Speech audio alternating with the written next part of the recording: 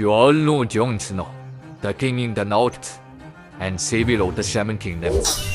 But you might be unaware of the real Jon Snow, the savior of the great Jue and the father of modern epidemiology. The year is 1832. A ship named the Carrick arrives in Quebec, Canada, carrying Irish immigrants.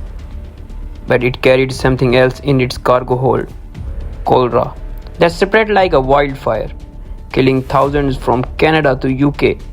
The Industrial Revolution resulted in overburning of the urban areas.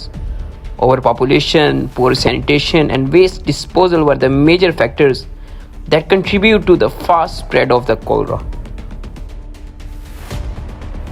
The doctors seemed helpless, and no cause were found behind the rapid spread of the cholera.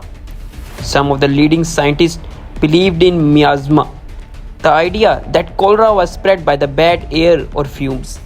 They were so convinced of this that the officials actually fired cannons in the streets and burned barrels of tar to purify the clouds.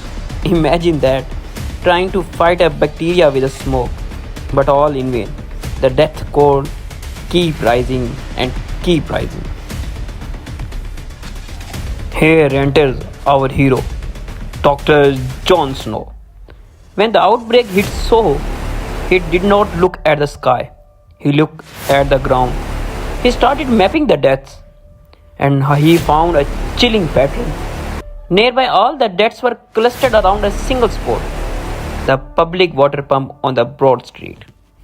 He realized that the people who lived closer to other pumps survived.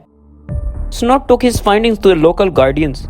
He did not have a microscope to show them the bacteria, but he had his map.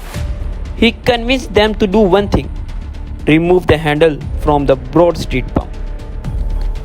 The cases dropped almost immediately. It shows that the cholera spread through the drinking of the contaminated water, not from the poor air in the atmosphere.